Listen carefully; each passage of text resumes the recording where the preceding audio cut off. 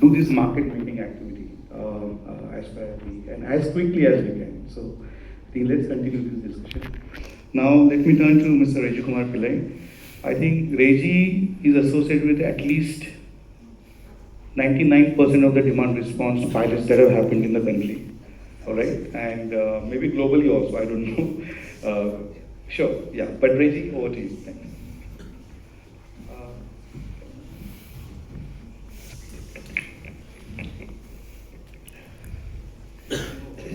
Still good morning. Mahesh is used to Bombay culture, so 10 o'clock means everybody room will be full. I said if you write 10, 11 o'clock room will be full. First of all, thank you very much MPL Systems and Prayas for inviting me to address this August forum. Mahesh, you mentioned about long time we've been working together. So the very first demand flexibility or demand response those days we used to call was an experiment done with MERC and Tata Power in Mumbai. It was Mumbai Airport and a couple of buildings in service by Tata Power in BKC. So we used to, Mahesh designed that, work closely with MERC in that.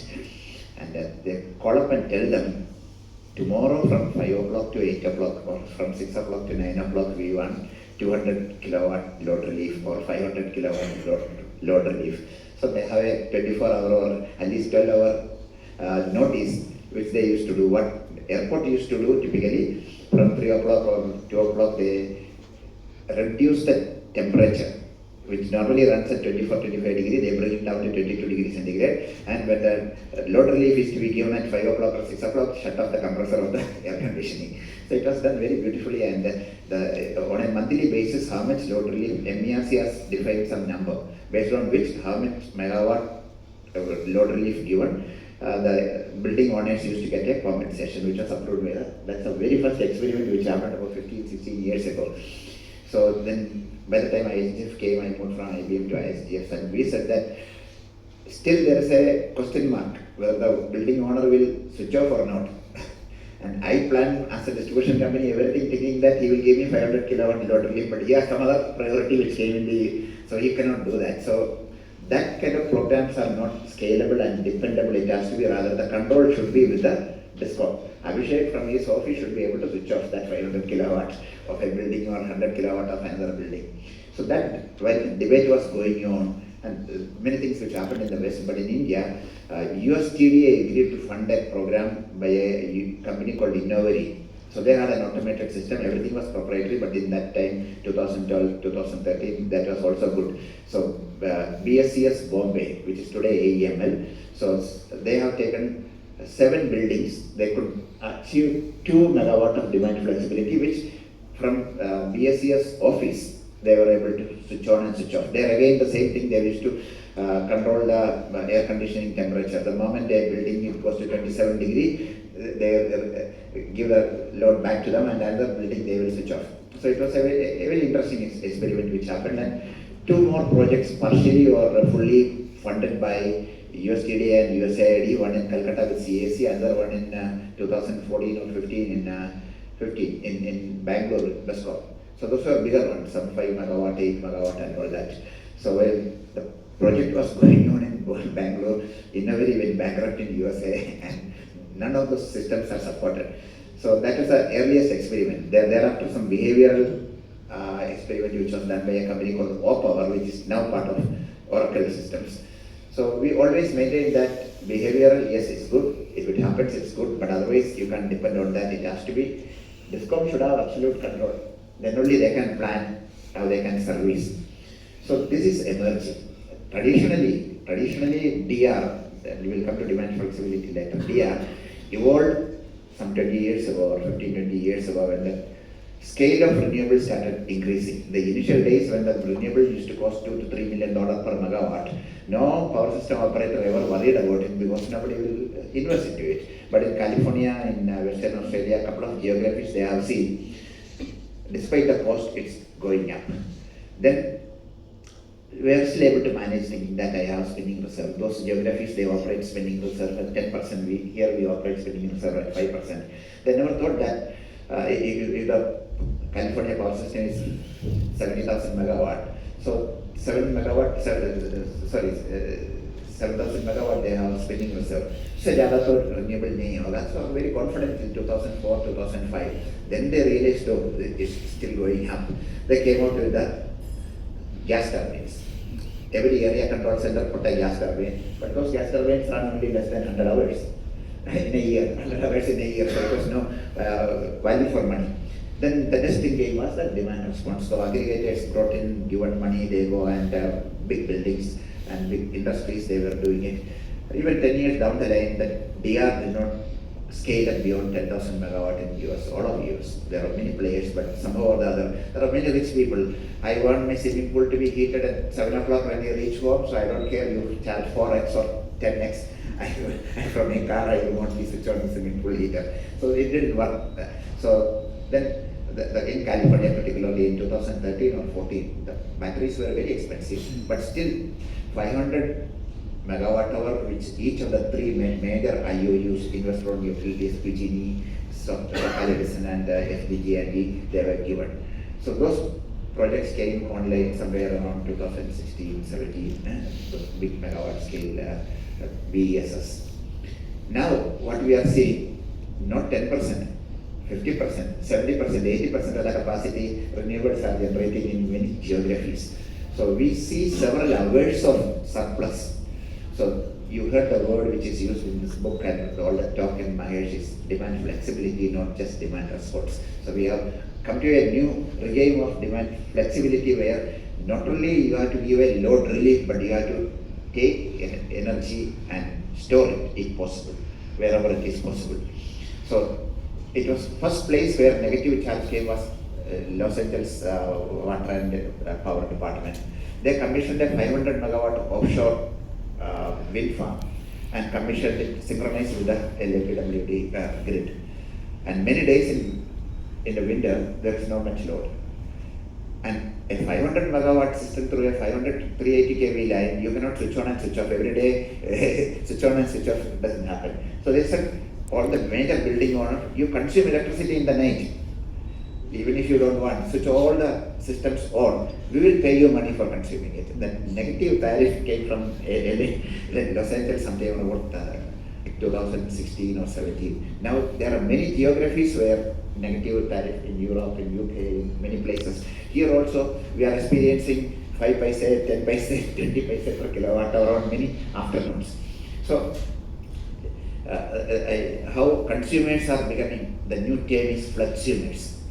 If you are on the 5th floor of a 10-story building, you will never become a prosumer. You don't have a place to put a solar panel, but you can still give flexibility service to the grid by having a battery, a Tesla Volt kind of a device or a small battery in your house. Either give a load relief during peak hours or you even export it back to the grid. So fleximer is the latest word coined in 2024. So otherwise you are all consumers. At the full monopoly days you are all consumers, and with other industries where the competition came here, although competition has not come, there are many utilities, forward-looking utilities started calling you as customer. And from customer came prosumer. Those you are able to generate and supply back to the grid. And 10 years ago in Europe there was a movement called non-consumers. Non-consumers are customers who are connected to the grid but they won't consume. They will try to either cut down. Extremely climate activist people who don't want to increase their carbon footprint, but they are connected for emergency.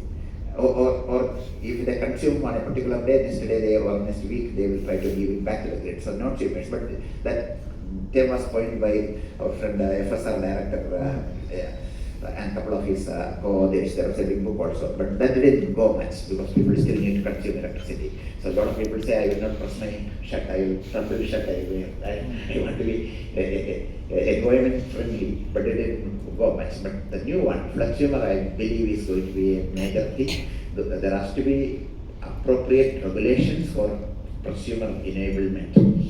And another thing which we have been advocating of late is that V2G, vehicle to grid.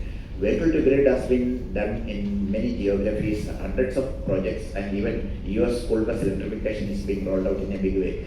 But still there are no regulations anywhere.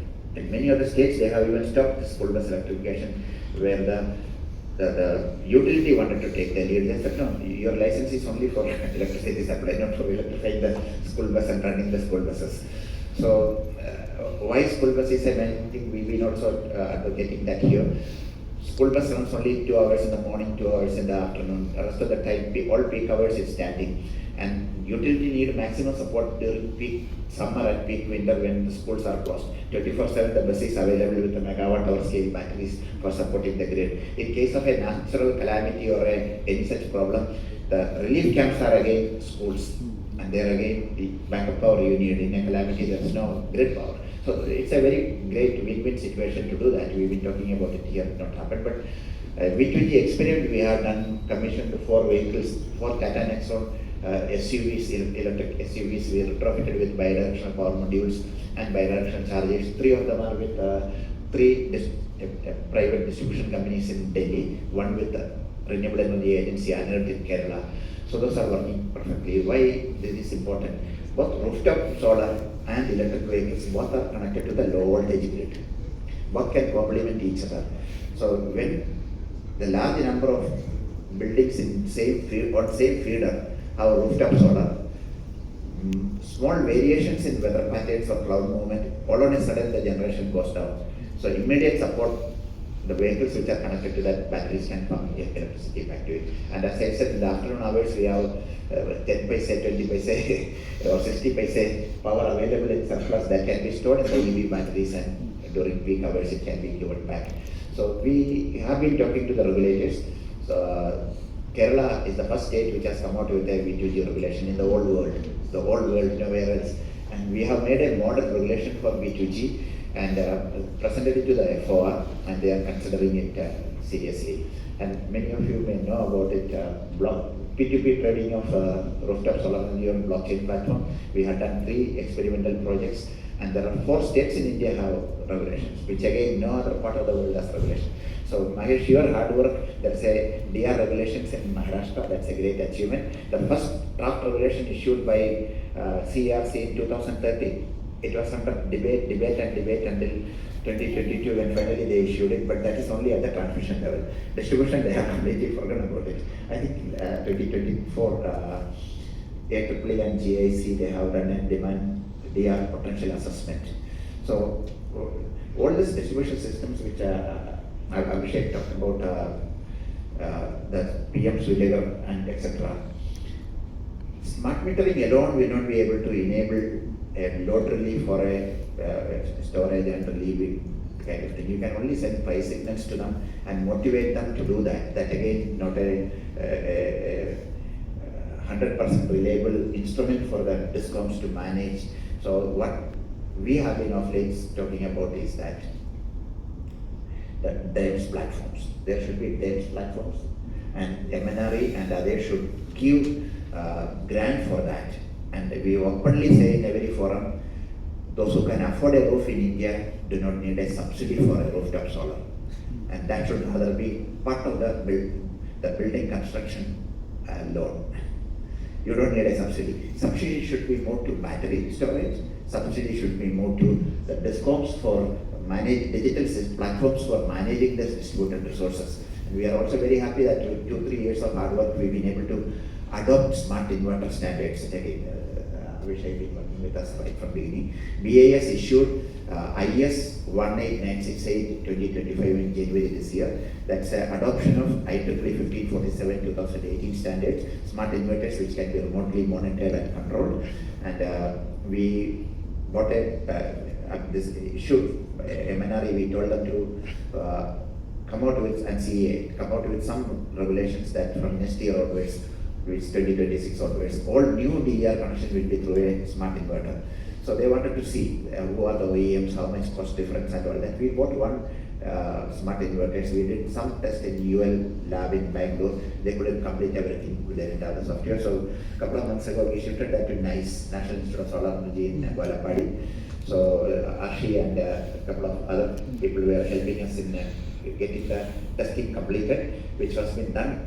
All this voltage right through, frequency right through, volt control, watt control, all those things we have done very successfully with one brand of 8 kilowatt three-phase inverter, and NICE is very happy about that. ISDF and NICE will be inviting stakeholders, CEA, MOP, MNRE, some regulators and some DISCOMs on 6th of January. So the official invitation will come to you maybe by Monday, Tuesday, to NICE premises from 1:30 p.m. onwards to demonstrate the functionalities of smart inverters. And there again, millions of smart inverters connected to the grid is no guarantee that DISCOMs will be able to control them unless they have a digital platform where all the smart inverters can be controlled. So the main money from the or any other new program should not be going to give subsidy for rooftop solar panels, rather it should be for storage and it should be for digital platforms in DISCOMs where it can be efficiently managed. Thank you and congratulations for leading this initiative, and we hope that every state will have a demand flexibility regulation in next 12 to 24 months. Thank you.